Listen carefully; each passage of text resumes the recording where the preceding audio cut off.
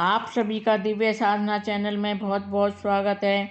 आज हम बात करेंगे चैत्र महीने की कृष्ण पक्ष की पाप मोचनी एकादशी के विषय में।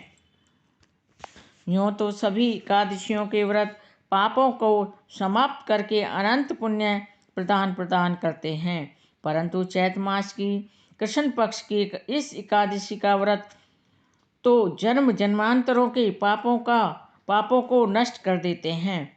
सभी प्रकार की समृद्धि, सुख और अंत में मोक्ष प्रदान करने वाली इस एकादशी को भगवान विष्णु की पूजा आराधना करने का शास्त्रीय विधान है। अब तक सुनाई हुई कथाओं के लिए भगवान श्री कृष्ण का भांति भांति प्रकार से साधुवाद करते हुए धर्मराज युधिष्ठिर ने कहा, हे माधव, चैत्र मास के कृष्ण पक्ष की एकादशी के नाम, विधि विधान और महत्व के बारे में मुझे बतलाइए। यह भी बतलाइए कि इस दिन किस देवता की और किस प्रकार पूजा की जाए। तब भगवान श्री कृष्ण ने कहा, हे राजन, सभी पापों को नष्ट करने वाली इस एकादशी का नाम पाप मोचनी है। इस दिन भगवान विष्णु की पूजा करने का शास्त्रीय विधान भी है। आपने जो प्रश्न मुझसे पूछा है वही प्रश्न एक दिन महाराज मानधाता ने लोमश ऋषि से पूछे थे। तब लोमश ऋषि ने उन्हें जो कथा सुनाई थी, मैं भी तुम्हें आज वही कथा सुनाता हूँ। तुम ध्यानपूर्वक सुनना। देवताओं के खजांची कुबेर के बाप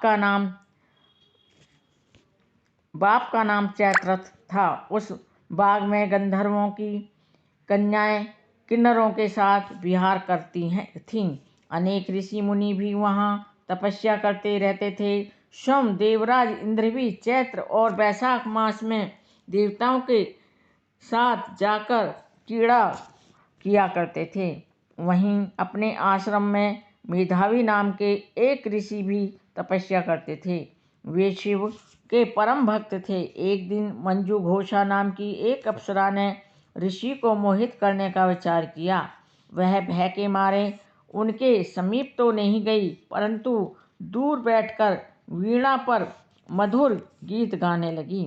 उसी समय कामदेव भी मेधावी ऋषि को जीतने के लिए वहां पहुंचे और उन्होंने सुंदर अप्सरा की भौं को धनुष, कटाक्ष को डोरी और नेत्रों के संकेत और कूचों की कुरी बनाकर मंजू घोषा को सेनापति बनाया। मेधावी ऋषि भी युवा एवं हष्टपुष्ट थे और साथ ही यज्ञोपवीत तथा दंड धारण किए हुए ब्रह्म तेज से युक्त थे। मंजू घोषा ऐसे सुंदर ऋषि को देखकर उनकी सुंदरता पर मुग्ध हो गई और अपने गीत और चूड़ियों और नुपुरों अर्थात पायल की झनकार तथा नृत्य और हाव भाव दिखाकर मुनि को रिझाने लगी। कुछ समय तक यही क्रम चलता रहा। अंत में कामदेव ने ऋषि को पराजित कर दिया। फलस्वरूप ऋषि मंजू घोषा के साथ रमण करने लगे और काम के इतने वशीभूत हो गए कि उन्हें दिन तथा रात का कुछ भी विचार नहीं रहा। इस प्रकार बहुत दिन बीतने पर एक दिन मंजू घोषा बोली, हे मुनि, मुझे बहुत समय हो गया है, अब मुझे स्वर्ग जाने की आज्ञा दीजिए। तब मुनि बोले, आज इसी संध्या को आई हो और प्रातःकाल होने तक चली जाना। मुनि के इस वचन को सुनकर अप्सरा कुछ समय तक तो रुकी रही। कुछ दिन बाद उसने उन्हें फिर मुनि से विदा मांगी तो मुनि कहने लगे, अभी तो आधी रात भी नहीं हुई और कुछ समय और ठहरो। अप्सरा ने कहा, महाराज, आपकी रात तो बहुत लंबी है, आप जरा स्मरण कीजिए, मुझको यहाँ आए हुए कितने वर्ष बीत गए हैं। उस अप्सरा की यह बात सुनकर मुनि ने समय का विचार किया तो ज्ञात हुआ कि अप्सरा के साथ रमण करते हुए उनको 57 वर्ष 7 महीने और 3 दिन बीत गए थे। यह ज्ञान होते ही वह अप्सरा उनको काल के समान प्रतीत होने लगी। मुनि अत्यंत क्रोधित हुए।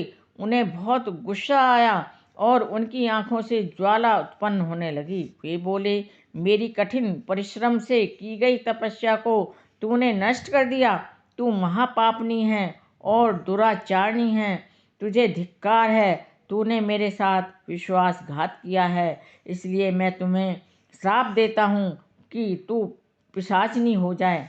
मुनि के श्राप से मंजू घोषा उसी समय पिशाचिनी हो गई। वह भयभीत होकर मुनि से प्रार्थना करने लगी, हे महाराज, इस श्राप का किस प्रकार से निवारण कीजिएगा।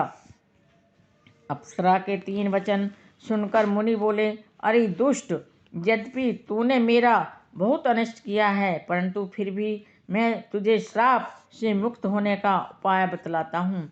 चैत मास के कृष्ण पक्ष की एकादशी का नाम पाप मोचनी है और वह सब प्रकार से के पापों का नाश करने वाली है। उसका व्रत करने से पिशाच योनि से तेरी मुक्ति होगी। ऐसा कहकर मेधावी ऋषि अपने पिता च्यवन ऋषि के आश्रम को चले पड़े। मेधावी को देखकर च्यवन ऋषि कहने लगे, अरे पुत्र, तूने ऐसा क्या अनर्थ किया जिससे तेरा सारा पुण्य क्षीण हो गया।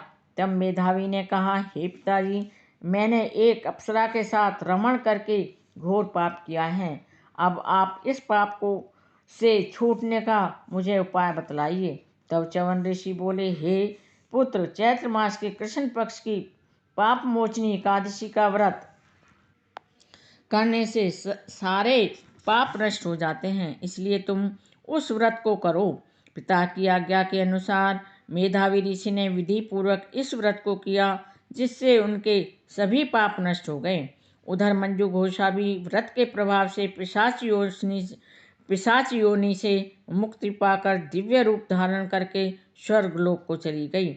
लोमश ऋषि बोले, हे राजन, पाप मोचनी एकादशी के व्रत को करने से सभी पाप नष्ट हो जाते हैं। इस कथा को सुनने तथा पढ़ने से 1000 गोदान का फल प्राप्त होता है और इस व्रत को करने से ब्रह्म हत्या, गर्भपात, सुरापान, गुरु पत्नी से प्रसंग आदि जैसे पाप भी नष्ट हो जाते हैं और अंत में स्वर्ग की प्राप्ति होती है। यह थी मेरी पाप मोचनी एकादशी की व्रत कथा। आप इसका श्रवण अवश्य करना। मेरी वीडियो में अंत तक बने रहने के लिए आप सभी का कोटि कोटि धन्यवाद। नमस्कार।